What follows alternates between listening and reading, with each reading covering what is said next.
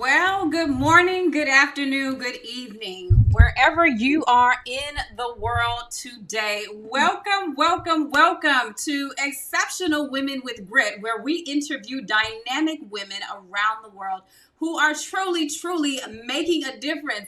We are so excited to be back on air with season 5 of Women with Grit. So excited. How are you doing, Lee?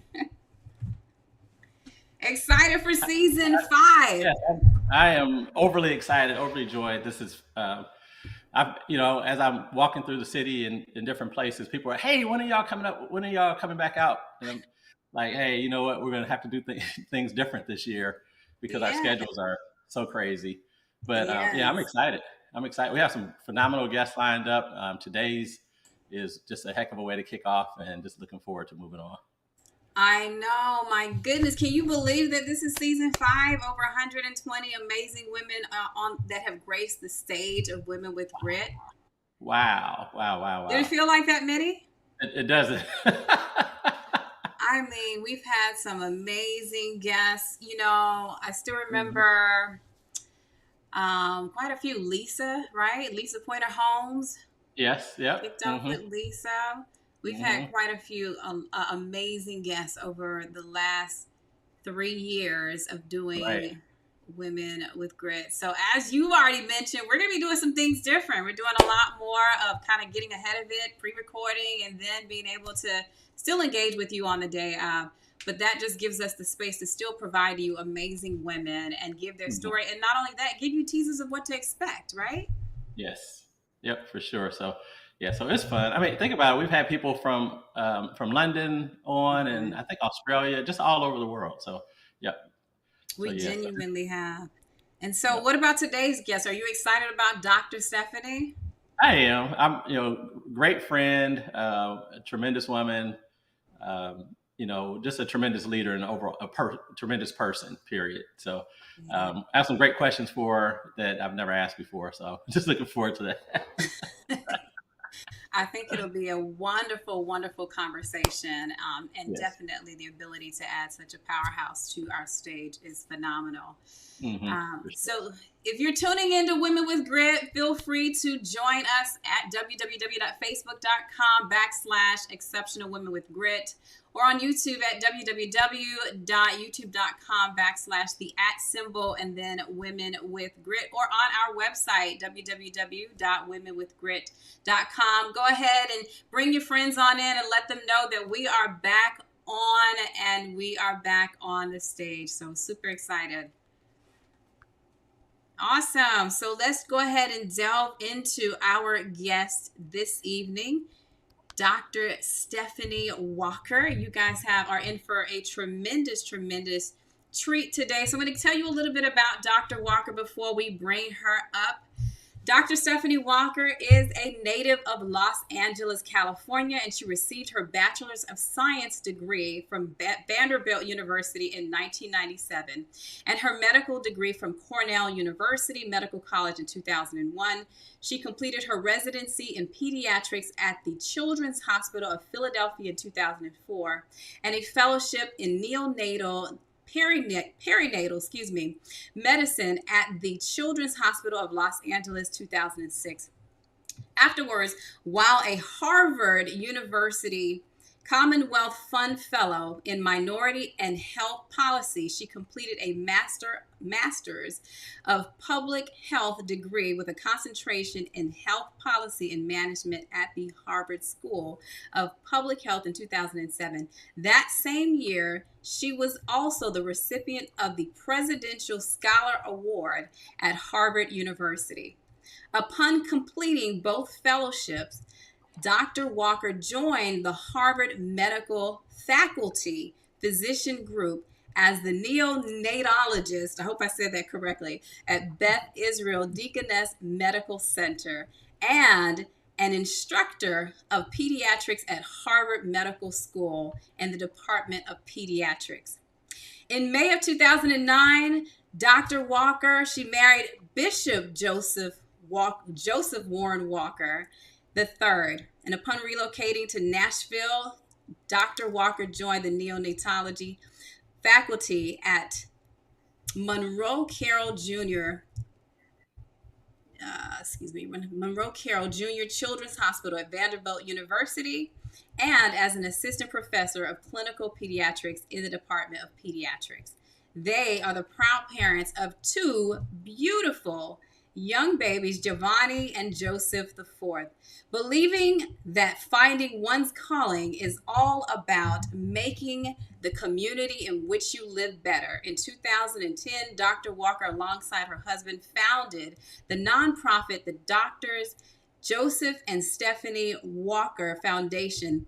The mission of the foundation is now primarily advanced through scholarships for students, mentorship, and community outreach. The Walkers are committed to helping young people identify their purpose and go on to help themselves and those in the world around them to lead productive and satisfying lives. Targeting obesity and health literacy, in January of 2011, Dr. Walker helped lead the establishment of Church Fit, a fitness empowerment and health literacy program at Mount Zion Church Fit. Church Fit was revealed by Mount Zion Baptist Church in partnership with Full Circle to help the church's 30,000 plus congregation revive fitness goals and maintain a healthy lifestyle to promote and improve overall health and wellness. In 2005, she joined forces with Beauty Counter, becoming a healthy beauty advocate, helping to educate and empower women and families in underrepresented communities to make healthier choices regarding the personal care products they choose to use on their bodies. Her record of volunteerism spans the country, from mentoring teenage girls interested in health science and others. Listen, I'm going to bring to the stage none other than Dr. Stephanie. Hello, family. Hello. How are you guys? Great, thanks. How are you? Wonderful. Thank you for having me. Fantastic.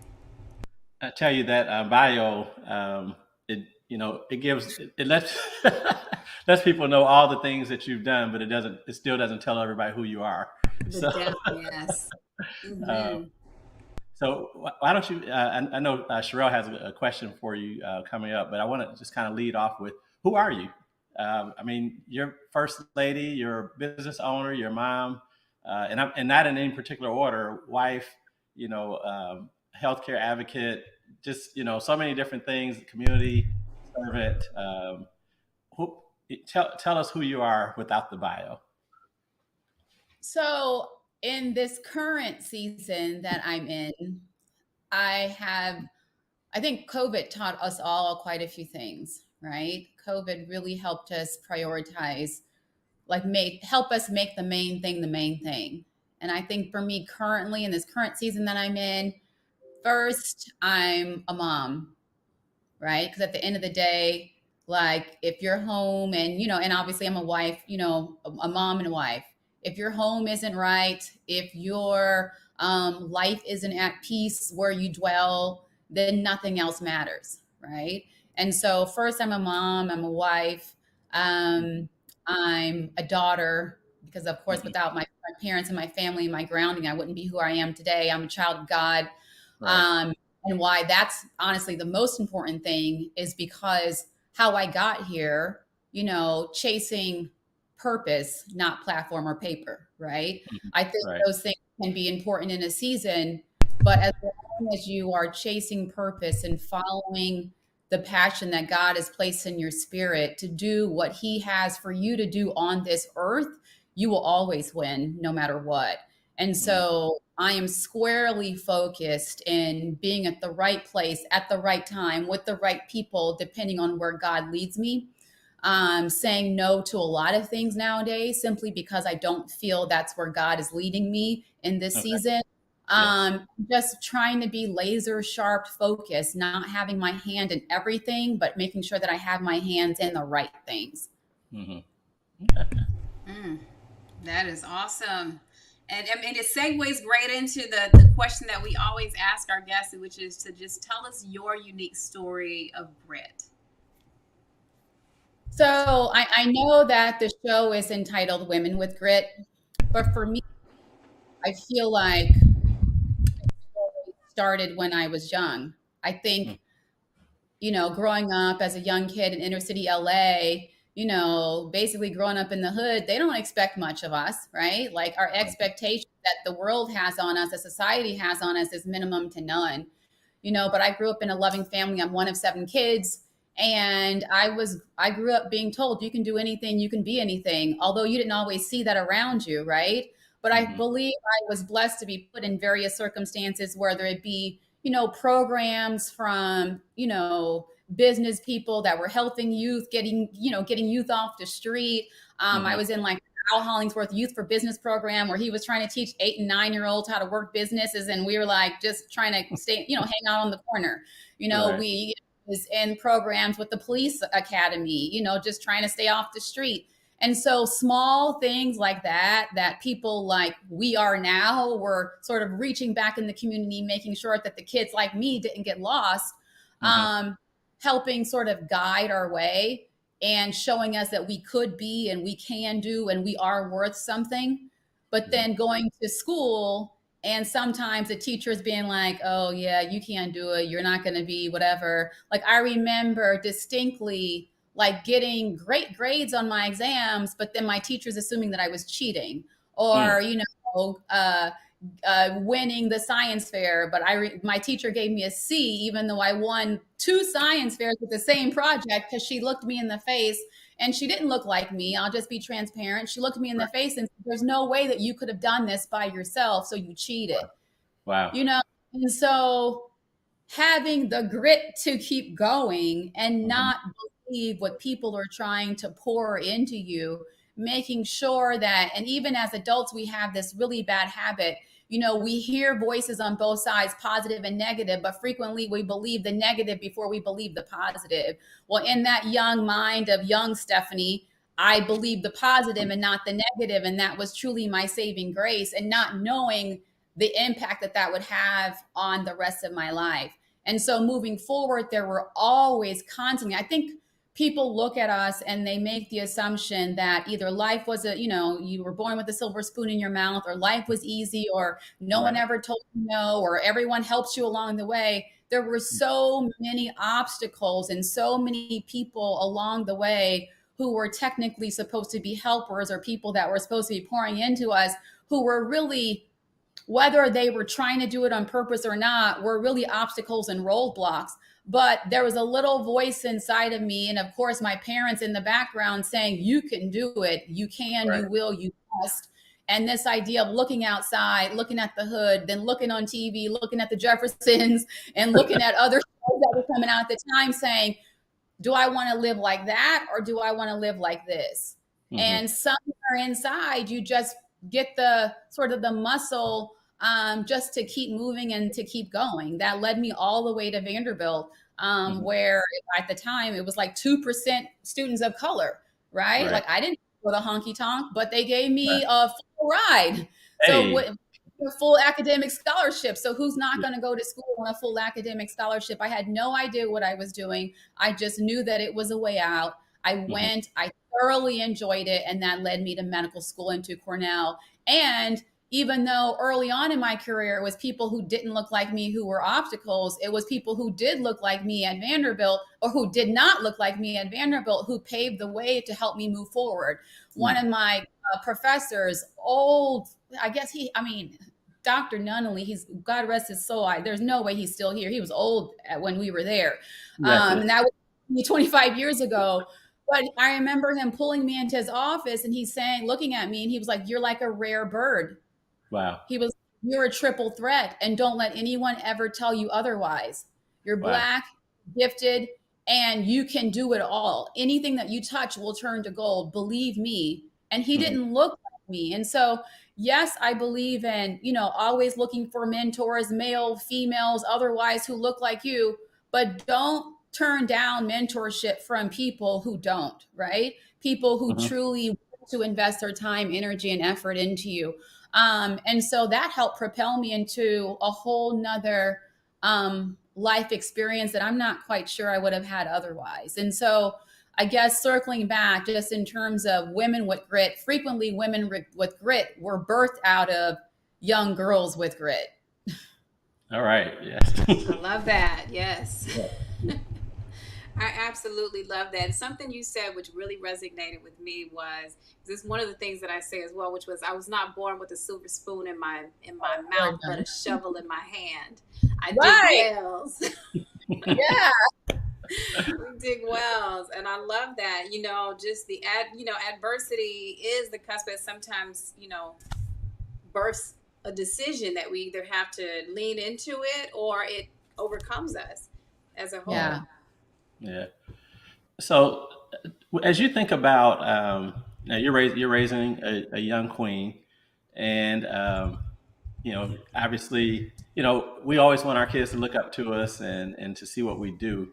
But what's the one thing you want JoJo to learn from you, her mom? If there's one thing that she takes away from you, what is that one thing? Integrity. Hands down, integrity.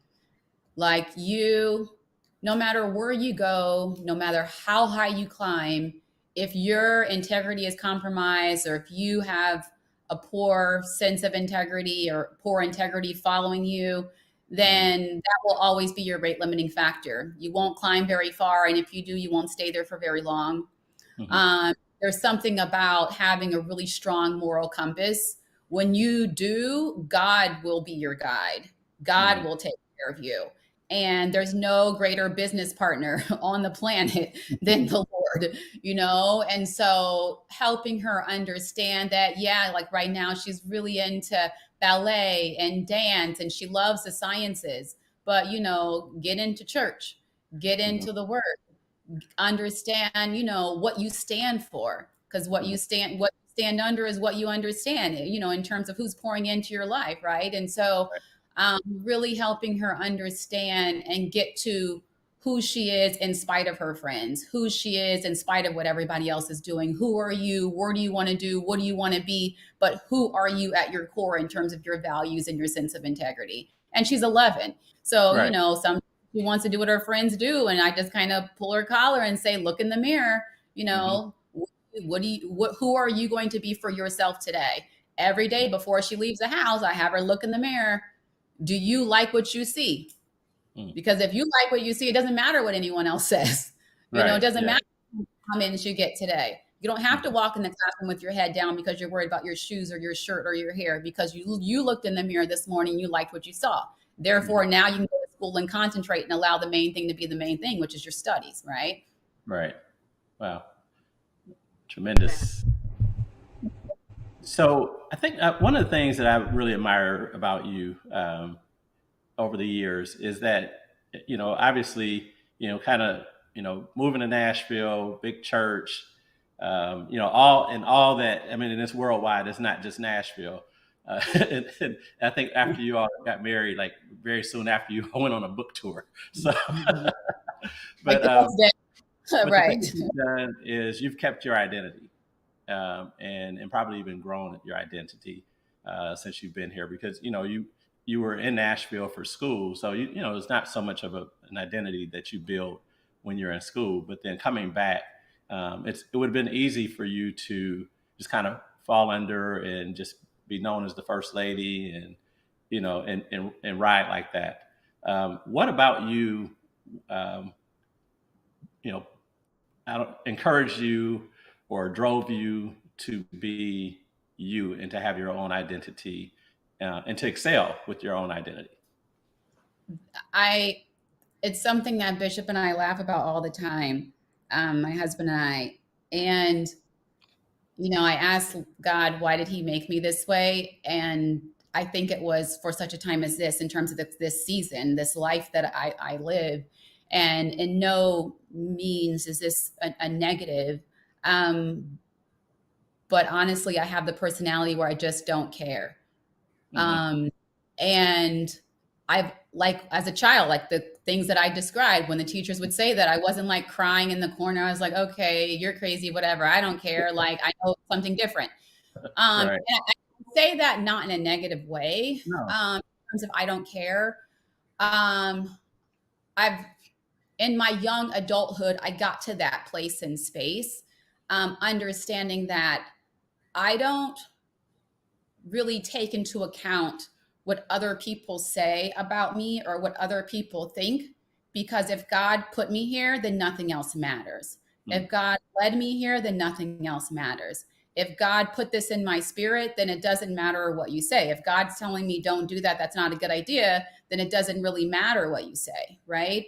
And so for me, that sort of coming together of these two worlds, Bishop Walker's world and my world, as a physician, like I had no idea that he was involved in all this. Like when I met him, I told him, I remember that he was a pastor at a small church on Jefferson Street. Like, so imagine my first day driving up. I was like, what, Lord, have you gotten me into? Oh my God.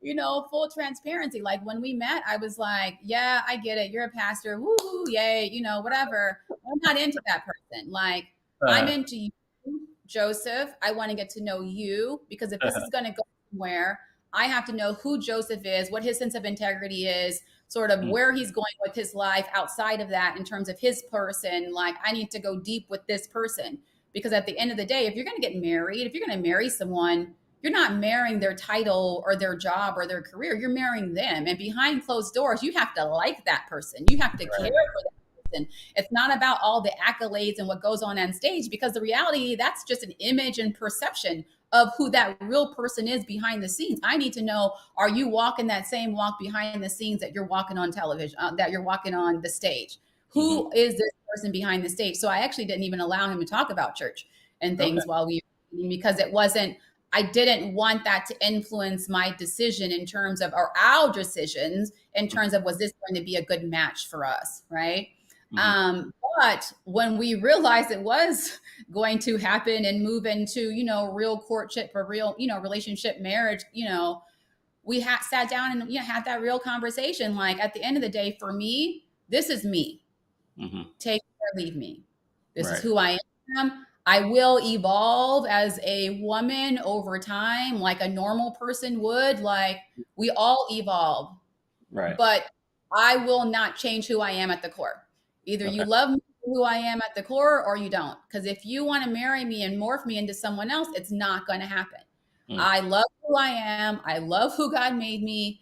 I was good before I met you. I'll be fine after. I will exhale. I will breathe again. You know, at the end of the day, if this is going to work, it's because you're bringing your whole self to the table and I'm bringing my whole self to the table. And full transparency, in our courtship, we were ourselves. And it was one of the very first relationships that I was ever in where I could fully be myself. So I felt safe bringing myself, Stephaine Hale, to Nashville to become Stephaine Hale Walker. And he stood beside me. He actually went up to the church and, you know, helped the congregants and the staff understand, she's coming to Nashville to be my wife. She's not coming to Nashville to serve you. And so give her space, give her time. And that for me was really important, for him to be able to support me in that way. But that kind of, and I opened up by saying, you know, that I don't care attitude. It's because in this kind of position, no matter what your mindset is, you will be inundated with other people's expectations. And you have to be able to carry the weight of that and still be yourself. But because I already had sort of that mindset, that muscle mindset in terms of really allowing other people's perceptions of me or personal desires interfere with my God-given trajectory, like, I think that's clearly a blessing that helped me, I don't know, survive and thrive in this space. I don't know, like, if I was lost or if I wasn't sure of who I was or I wasn't a confident person, I mean, this would have smothered me. It would have, you know, I would not be here where, you know, where I am today. Like, this kind of pressure is not something that you hope for or pray for. This is something that you have to be anointed for. And I really feel like God brought us together because he anointed me. Everything that, of course, you know, you see all this and you're like, oh my gosh, can I do this? And no, I can't do this. But if God chose me, that means that he's already put that those qualities inside of me. No matter what God is sending you to do, sending you out to do, you can do it, right? Because he's already put inside of you those skill sets, that know-how, those qualities, that intellect, like whatever, that sense of compassion, patience, like whatever those things are. You might have to dig deep for some patience and some whatever, but it's there in you, right? And so I was confident that if he truly was in charge of this union, then he had already put inside of me what I needed to do to be successful in this space. And I just walked in. Mm-hmm. You know, that brings up a question, and Charellle, I'm going to stop after this, but it was just something that's tying in from what we're talking about. You know, a lot of times men, seemingly, and I don't know because it's not my story, but a lot of men have issues with women that are strong or firm or successful and kind of doing their thing.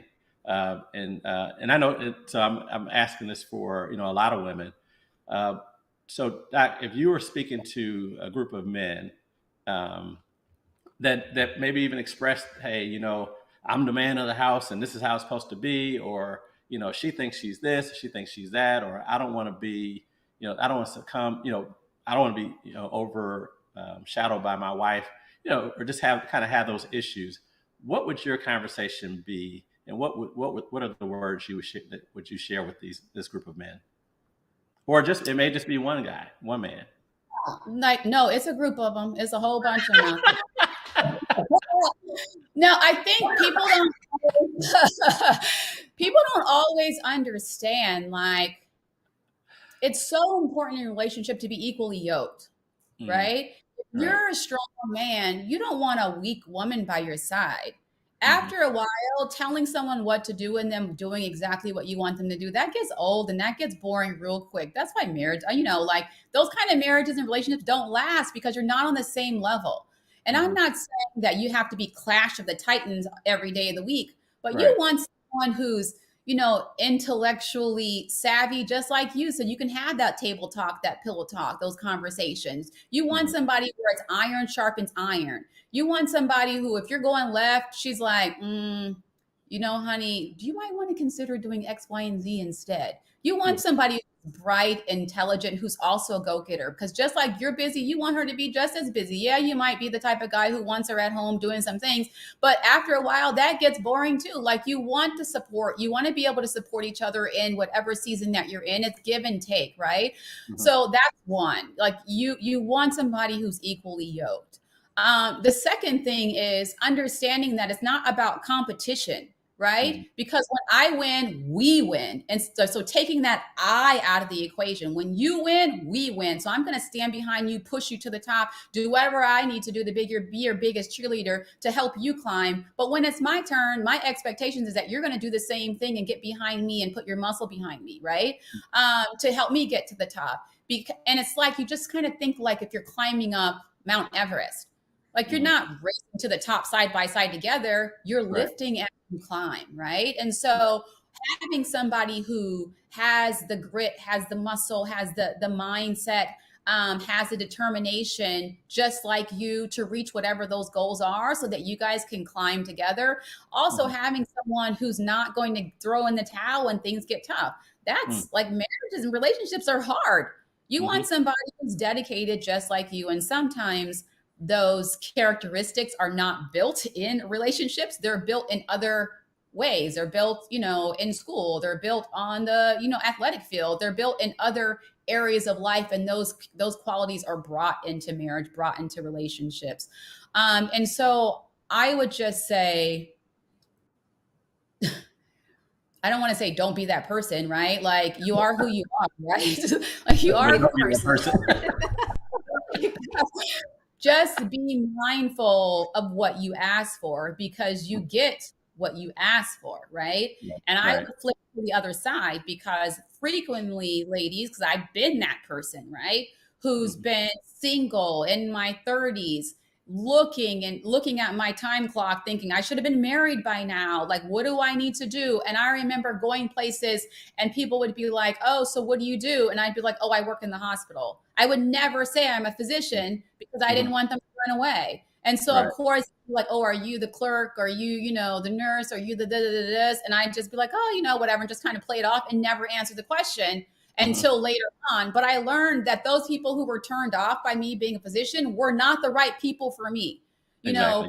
God's timing and the way that he works is so amazing that what you're looking for is looking for you, right? So don't dumb yourself down. Don't bring yourself down to somebody's level because you feel that they're loved. If they do, you don't want them anyway because you were Right. never authentic self to get them. They don't even know who you are. You want to be with someone who gets excited for you when you walk in the door, standing up straight with your head held high with your entire level of confidence, on 10,000, not just 10. And you want them to be able to look at you and be like, yeah, that's my boo. That's my babe. That's mine. You want them to be able to cheer for you. So don't dumb yourself down. Don't be less than. Don't dim your light to let somebody else's light shine bright. If they're intimidated by you and who you are and what you do, they're not the right person for you, and it's not going to work in the long run. Period. Don't waste your time. Been there, done that. Wrote a book about it. Yeah. You threw away that T-shirt, right? Earned it. Exactly. And I love the fact that you talked about and your emphasis of walking your authentic truth. And that has been something that has permeated through I feel like every single guest. It's like, be yourself, and have the courage to show up as your authentic self every single day. And in the space of social media, where now, to your point, it's like this microwave, moment of, let me show all of the glitz and the glam of what life looks like, but to really be able to tear down the layers and say, hey, look, today's a great day or today's a bad day, but it's a day and I'm working through it and I can continue to push in it because, what would you say to someone, especially like our youth who are in this space? Because, I was reading some statistics in that the younger generation now suffers even more from depression than the older ones. And a lot of it, some of the theories and the thoughts are because they're not really embracing themselves, but they're embracing whatever image they want to put out on social media so that they can be liked. It's this culture of likes. What would you say to that young person or even, another woman who's struggling with finding the courage to operate as her authentic self? I would say put down social media. I know it's hard. I think it's so important to understand that most of what you see is not reality. It's just not. All the filters, whether it's something as simple as, what's her skin complexion look like? What's her skin tone? How slim is she? Her body is tight. Is this right? Like all of this. You've got all this airbrushing, all these mechanical apps and all this stuff, to make your skin look perfect and all this stuff. You can put makeup on your face in 10 seconds with an app, makes you look completely different. And so helping, especially young people, understand that it's all a facade, right? And frequently, many of these people who are showing these spaces, and glamorous lifestyles behind the scenes, they're not all that happy. And so that's the sad part, right? So they're constantly mentally competing with something that does not actually exist in real life. So how can you compete with the ghost? How can you compete with the false image? It's very difficult. I'm sorry to stop you. You got to say that again, Dr. Steph. How can you compete with a ghost? That was powerful. It doesn't even exist. So you're not even competing with anything that any human being is capable of doing because they're not even doing it themselves, right? And so when you talk about depression, you're talking about this false sense of needing to compete, which is a real sense for our kids because they don't know any different, right? Then you're also, talking about just this comparison factor constantly, right? Then you're talking about lack of true, authentic relationships. I got 10,000 friends on Instagram, but you don't know nobody. You're not having conversation with anybody. You're not really, interacting with human beings. There's studies that show that people who live the longest and are the happiest are those people who have close social circles and social networks and a good, like, sort of circle of family and friends that circle around them. If you don't have that, then your life is less fulfilling, they have found, for people. And so our kids are learning, and even, I mean, we sometimes get stuck in that trap as well. Hey, you, hey friend, hey. You don't know those people. Those are not your friends. You don't know them. Stop it. Stop saying that, because our kids are watching. Our kids are watching. They are not your friend. So just because you have a superficial interaction with someone for 2 minutes every day, that does not make that person your friend. That makes that person an acquaintance. You don't know who they are, what their values are, where they're from, where they're going, what they've done before in their past. You don't know their deep, dark secrets. They are not your friend, right? And so it works multiple ways, right? It works in terms of our own sort of psyche, in terms of those deep connections allow you to feel love. They allow you to feel trust. They allow you to feel these bonds. They allow you to sort of not feel alone, right? But then those superficial interactions falsely allow you to feel safe and secure around people that you should not feel safe and secure around, which is why then you see on social media people going back and forth at each other about stuff that so-and-so said and so-and-so did and da-da-da-da-da. And people get stuck in these cycles of these conversations that they should never be involved in, because they're sharing their deep, dark secrets with strangers who they thought were friends. So frenemies, so to speak. And so there's so many layers of confusion and danger when it comes to social media. I frankly just don't think that it's for young people. Obviously they use it, but in terms of the level of the maturity of their mind to be able to handle these conversations, to be able to understand the depth of, what's happening as they're, being sucked into the vortex of Facebook and Instagram and all this. I mean, frankly, it's dangerous to some levels, and they're doing studies and they're trying to, they're even lobbying to try to prevent kids from, under a certain age from being on social media, because they know the truth. They've done the studies. But of course, people are lobbying back in terms of making sure that, they're making the money off of these young people, from advertisements on these platforms, because they're powerful. I think they can be used, but in safe ways. And I think helping our young people understand the best way to utilize them. But I think the most important is not getting your sense of identity from it, not competing with these people who aren't real. And as parents or as community workers and as just human beings, helping people understand your flaws. I think it's helpful if you are a person, an adult, someone on social media who has a following, not being so perfect. Right? And I know that sounds funny, but it's okay to celebrate. But also in your celebration, make sure you be transparent about how you got there. How many times did you fall? How many doors got slammed in your face? How many times did people turn you away? Every once in a while, get up and show your face on social media with no makeup on, without your hair done, with your hair bonnet on, in the car with your kids, celebrating, coming from a game on a hot day, looking all crazy. It's important for people to see that side of you so that they can understand that you're human too, and that they can also be their human self perfectly imperfect, just the way that they are. And it's a beautiful thing to be perfectly imperfect. Perfectionism is not cool. It's just not. That word perfect, we don't even use that word in our house. It's not allowed. There's no such thing as perfection. It's about progress, never perfection. Did you do better than you did yesterday? Are you a better person than you were last year? Right. Did you do better? Did you study a little harder? Did you do better at that volleyball game? Did you do better at this than you did yesterday? Every step of the way, just trying to do better than you did the day before. And as women, doing the same thing, you're going to that job, you're seeking that career, you're trying to climb. Did you do better than you did yesterday? We all have vices. Whether it's trying not to go at it in a meeting, whether, you got to hold your composure, or you're trying to, get your message across. Did you handle it better than you handled it the last week? You work a little harder than you did yesterday. Did you take it to the next level? Celebrating your wins, because people get to the top by taking the stairs. They don't get to the top by taking the elevator. And that takes time, that takes grit, that energy, that takes dedication, that takes focus, and it doesn't happen overnight. Wow. It's funny. Of course, I was telling you all before we got started, I got some dental floss. So you all almost got my authentic. You almost saw me with some string hanging out today. was trying to floss and just got stuck.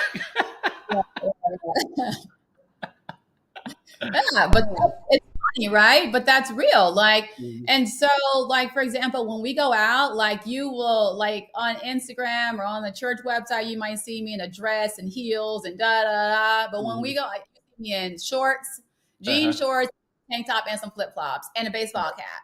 That's Right. me. That's who I am. That's my authentic self.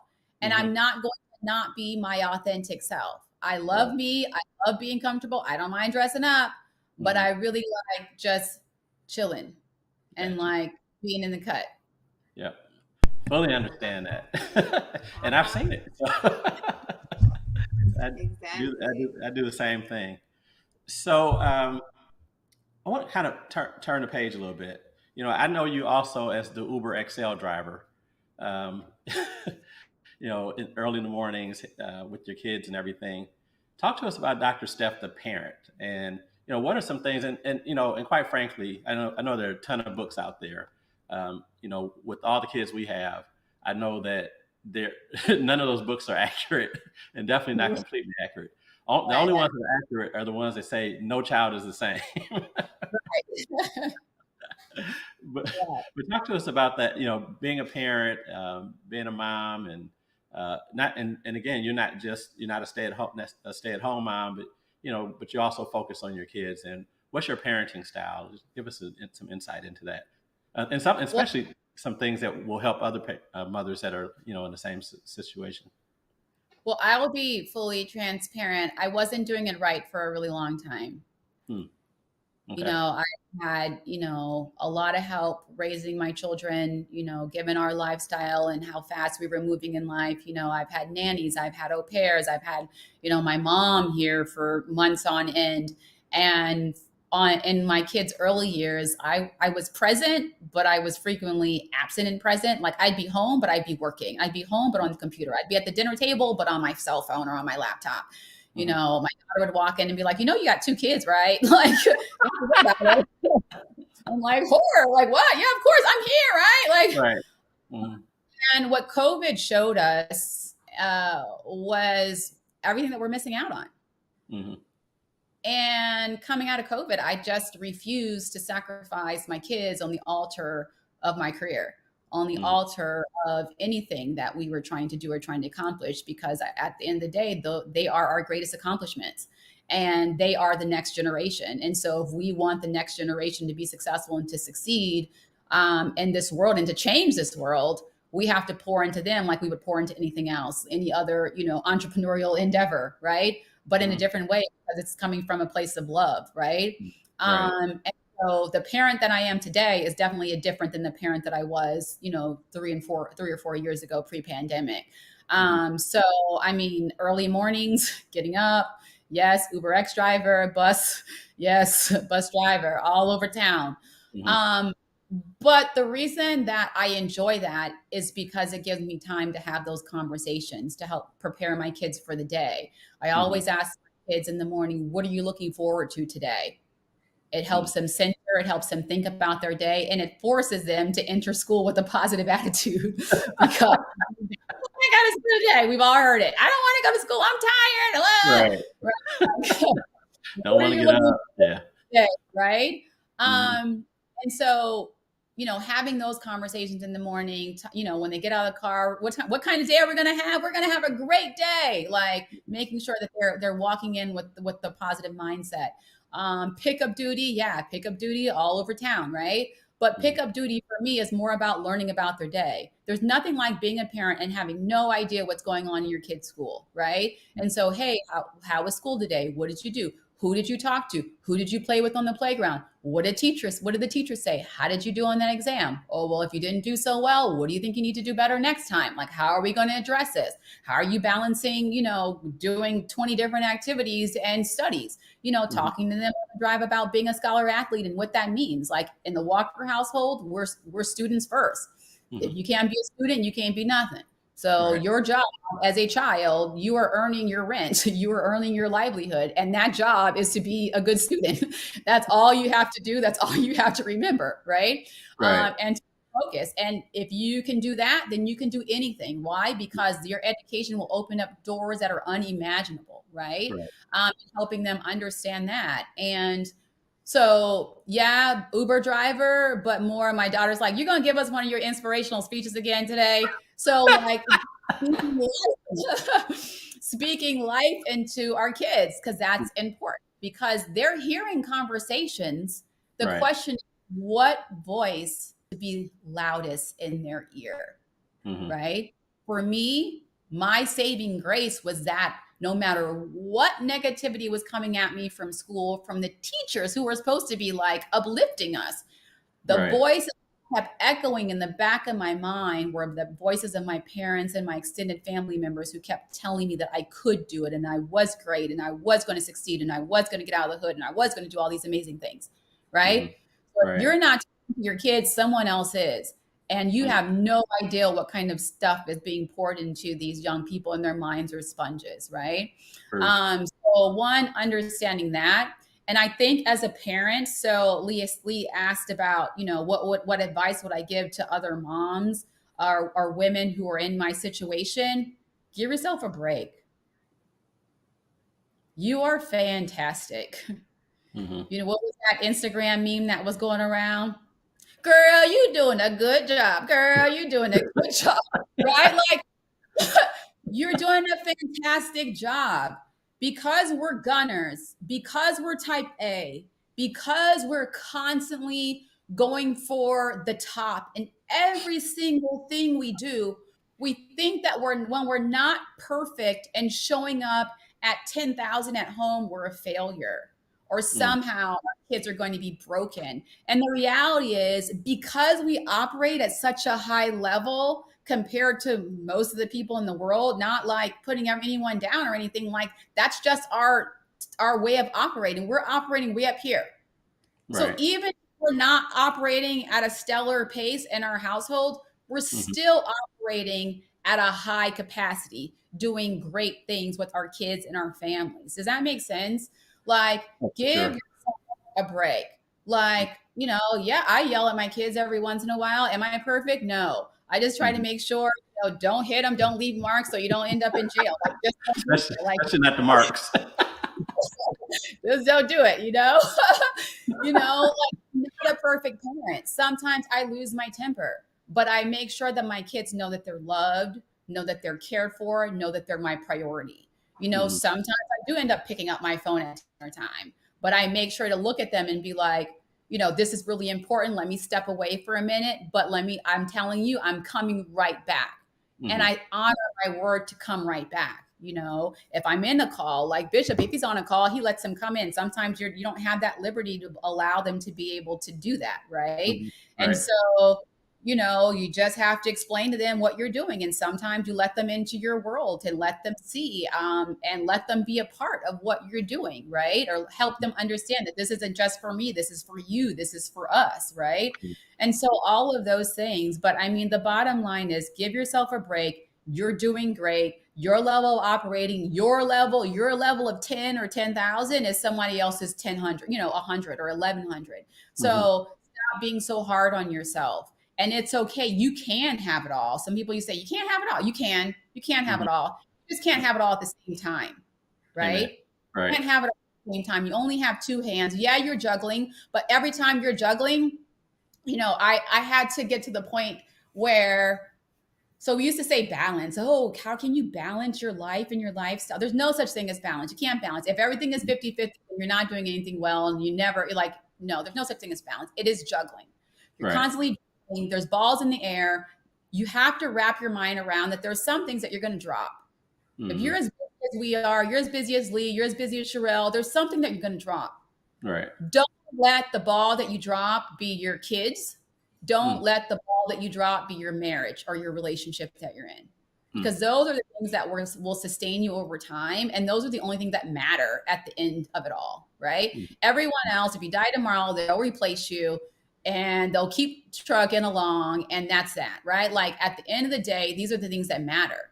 So yeah, you're going to drop the ball, but just make sure that You don't drop those things that are most important to you. You wake up the next morning, you apologize to whoever you dropped the ball to, and you keep moving. Oh, sorry, I was busy, or sorry, I couldn't make it, whatever. But Right. you prioritize the things that are important. Let the main thing be the main thing, which is your core. So one of the things you might hear Bishop and I talk about is the core four. The core four is us, my 2 kids and the 2 of us. That's the core 4. Everything else in our life rotates around the core 4.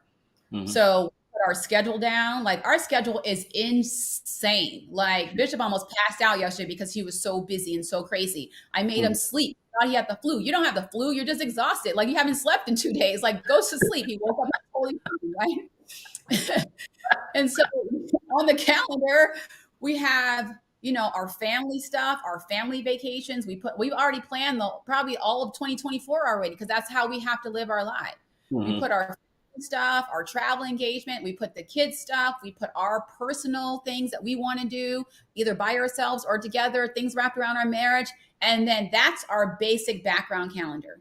Then everything else, any business endeavors, any travel, any trips, any preaching engagements, any speaking engagements, all that has to function around the calendar that we've set. Why? Right. Because core is the most important. And if the core is solid and well balanced and at peace, then the train can keep moving, right?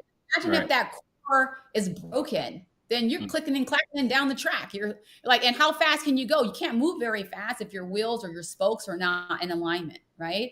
And so making sure that we're together, that we're aligned, that our core is together, I think, to me, that's like the most important thing. And then everything else can rotate around that. And granted, like, there's a season for everything, right? Like, when you're younger in your entrepreneurial endeavor, when you're younger in your career, sometimes you don't have that option or that opportunity, right?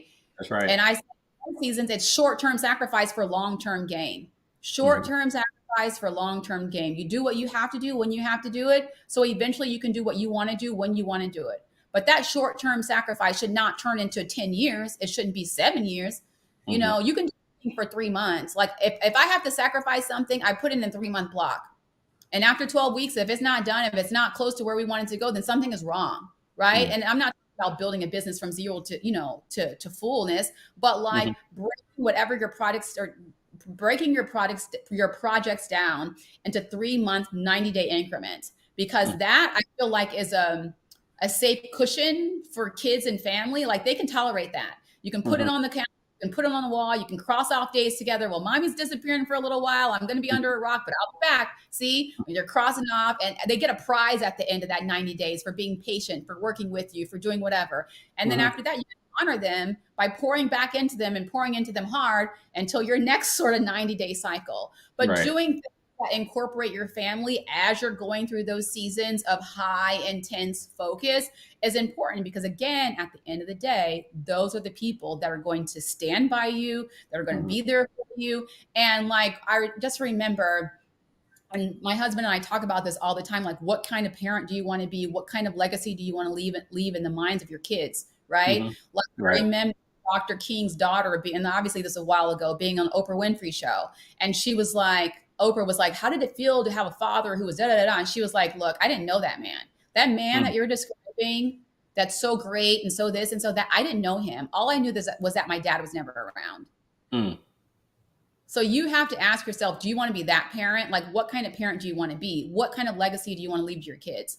You can do 5 less meetings, 5 less business trips, 1 less entrepreneurial endeavor, and have an amazing relationship with your family. Or you can do it all and have your kids upset, you strung out, doing something they don't have business doing with people they don't have any business doing because you weren't there.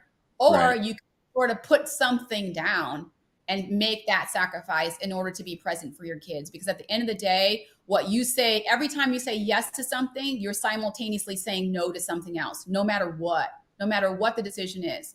So you have to make sure that you're not always saying no to your family, that you're not always saying no to your kids. Again, there's a season for everything. But yeah, I can go on and on with that. I'm passionate about it. I love it. And they can preach for sure. And it's important, because at the end of the day, it's about the relationships that we have. And sometimes, like we talked about, even you, that we are sacrificing it to be in front of screen or behind a screen, if you will, but to remember to recognize those that are around you. Dr. Stephanie, believe it or not, we are almost out of time. This has been so phenomenal. We still have so much more we would love to unpack. So Yeah. at some point, we'll have to get you back on the show if that's okay with you, and we can align the schedules to do so. Yeah, that's a whole work and effort in and of itself. But no, yeah, it was a pleasure being here today.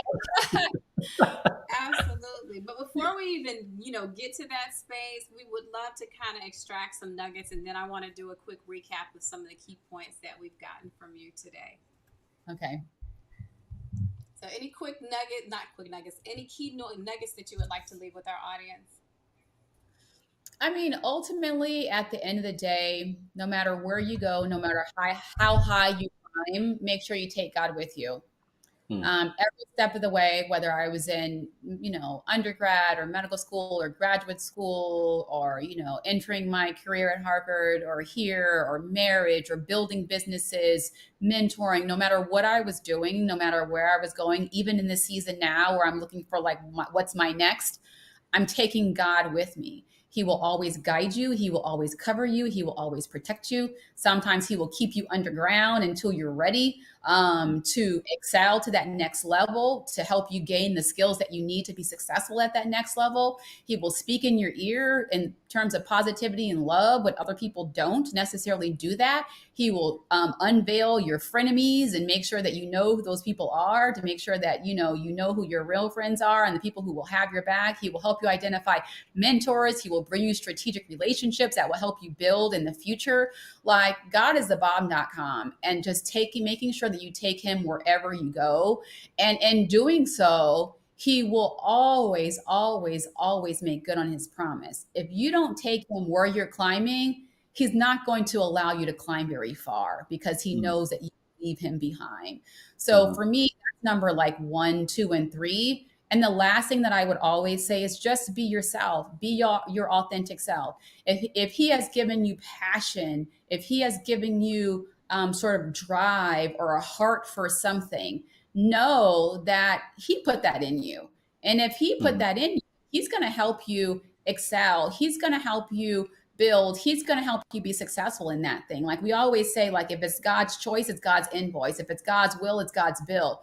And as long as he's putting those things in you, he's giving that to you. So what I mean by be your authentic self, if he's giving it to you, he's not giving that vision or that purpose or that passion to some souped up artificial version of who you think you need to be. He's giving that you, your authentic selves, with the quality that you have, knowing your flaws, knowing that you're imperfect, knowing the things that you've been through in life.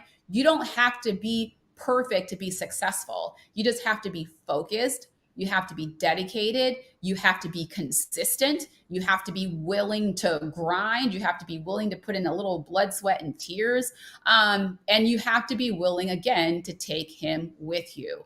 And I would just leave it at that. I mean, bringing your full self to the table. Don't dim your light for anybody. It will only make the journey longer than it needs to be and unnecessarily complicated. Bring your whole self. If they don't want who you are, go to the next door because another door will open for you and they will welcome you with open arms. So be you, take God with you, and just don't compromise. And how can our guests, if they want to follow you on social, LinkedIn, how can they catch up with you?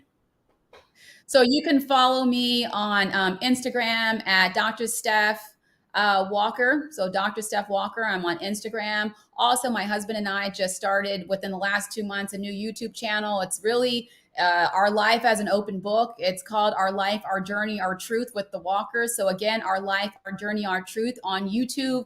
Follow us, subscribe, leave comments. In the comments, you can even tell us some ideas in terms of what you want us to talk about as well. And then also, you can always find our book on relationships. We have a book called Becoming a Couple of Destiny that you can buy on josephwalker3.org. So feel free to follow us, connect. I would love to hear from you. And I look forward to the next time. Charellle, Lee. Thank you. We covered a lot. Charelle's going to do this real cool wrap up. There's still Dr. Steph, the businesswoman. I mean, there's just so many different, aspects of what we would love to talk about. But thank you for your time. It was a heck of a time for all of us to sync our schedules. Hence, we used to, do these live, and just with everybody's schedule is so crazy right now. We're starting to pre-record, and we'll get, this will air, I think it's Tuesday, right, Charellle? So it'll air Tuesday, and then from there, it'll hit YouTube, hit all of our channels. But just thank you so much for your time. I appreciate it. Learn even more about you, and it's just really exciting. Charellle, thank you. It really has. Again, I echo just the simple thanks. I mean, the plethora of wisdom in such a short period of time. We look forward to unpacking even more with you, Dr. Stephanie. So thank you. And we didn't give her water break. We didn't give a water break, but it was so, honestly, she was on a roll. So I just said, we're going to keep going. This is amazing, So guys, you can go get your water after this. How about that? All right. Well, thank you so much again, Dr. Steph. I am just going to do a quick recap of some of the key points that Dr. Steph mentioned on this podcast. So one, be sure to make sure that if you are not subscribed, go ahead and subscribe, and follow us so that you can continue to be on a court for these. But for Dr. Steph, she talked about, especially, she kicked us off by saying, that she seeks the purpose and not the platform. It's about the space of what's inside of you and leveraging the resources around you to help get that purpose out of you. Have the grit to keep going and to continue to move forward, to continue to push in spite of the barriers that even come against you, right? But find those that champion your success along the way, even whether they look like you or they don't. People are people, and people come with them experiences and things that they can share to help accelerate your life even tremendously. No matter where you go, no matter how high you climb, always maintain your integrity. And she talked about the space of one of the things that she would share with her daughter is that your integrity goes with you and grows with you throughout your life. And that's something that you cannot get away from. So make sure that your integrity, your moral compass, and the reason why you do things are intact. And those things are aligned with the purpose and where you decide to go in life. What you stand under, you understand, right? Which is the space of where you place yourself is what becomes the natural aspect of what can consume you. Get to know who you are and the core of your being. Spend time with yourself. Take those pause moments. Go for those walks. Turn down the phone. Do whatever you need to do to connect with yourself so that you can walk in the authenticity of who you are. Ask yourself daily, do you like what you see? And be honest with yourself about the reflection that you have and that you give. Recognize that it matters what you see and what you like about what you see, more so than what others say upon or what they speak directly upon you. Own who you are and love who you are. And no matter what God is sending you out, but whatever God is sending you out for, you are already prepared for. It's already deposited in you. Just remember that the seed has within it everything that it needs in order to become a tree. Right? And just as a form as an egg, when an egg is in its rarest form, has everything that it needs for the child to mature. So it's already in you. It's important to be equally yoked with whoever you connect yourself with. So when it comes to relationships, who you decide to marry, or even those who you decide to do business with, to make sure that you are on the same and one accord. And understand that it's not about competition. It's about being able to find a space of collaboration so that you can too collectively elevate your situation. Lift as you climb, or climb together. Have someone who can be dedicated to you and not one that wants to stifle you or minimize your growth. Be mindful of what you ask for, because what you speak is what you will see. And what you will see becomes what you will seize. Most of what you see is not real on social media. So seek the authentic relationships, seek the authentic connections that you have. And I love the fact that she said, how can you compete with a ghost, right? And it's about this aspect of trying to compete with all of the imagery that you see, but recognizing that it is artificial. That's the first word of artificial intelligence is that it is not real. So stop comparing yourself. See and seek authentic relationships. Seek fulfillment and not fans, right? Seek the fulfillment within the relationships and not so much the likes of fans. Don't engage in superficial sharing. Don't get your sense of self from social medias. Go again, spend time in the mirror to recognize who you are. Ask yourself the question, did you handle things well? And if not, be comfortable with making adjustments. When it comes to your children, pour into them. Recognize that the conversations that you have with them, which ones are the most prevalent? The ones that you have with them should radiate more in their ears than the ones that are around them. And make sure that what you are pouring into them is what you want them to become. So don't let the ball drop. Don't let the ball that drop be the things that are most important to you. Give yourself a break. Be okay with being okay, but recognize that you are doing great. This is what Dr. Steph said. Your level is the level that you're on. So recognize that whatever the gift is that is inside of you is for you, and to not compare that with anyone else. The core that you have must be solid, and recognize that sometimes you have to make short-term sacrifices for long-term gain, but don't get complacent in a space that you were only expected to be in temporarily. Incorporate your family throughout the cycles of life and recognize that they should be included in the journey. Ask yourself, what kind of parent do you want to be, and then become that. At the end of the day, she said, no matter how high you climb, take God with you. God will always guide you, cover you, protect you, provide for you, and direct you. So recognize that God is, as she said, the bomb.com. Just be yourself and show up as your authentic self. And if it's God's choice, it's his invoice, which is why it's so important to have him on the journey. You don't have to be perfect to be successful. You just have to be working on it and to be progressing throughout life. It's not about perfection. It's about progression, as she said. Don't dim your light for anyone else. Remember, because it will only make the journey longer. So just be yourself. Thank you, Dr. Steph, so much. This has been so amazing. And that's only just a snapshot of the nuggets that she poured over the last hour. I want to invite you to go back, replay this, share it with those who you believe need to get all this information. And we just simply, again, thank you so much for taking the time out of your busy schedule to grace the stage of Women with Grit. Thank you for having me. It was my pleasure.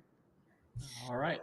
Have a great one. Have an amazing week and weekend, and we will see you soon. We'll see you next week. And don't forget that you can follow us on Facebook at www.facebook.com/Exceptional Women with Grit, or on YouTube at @Women with Grit, or visit our website, www.womenwithgrit.com. Take care. All right. And we'll see you next Tuesday. Take care.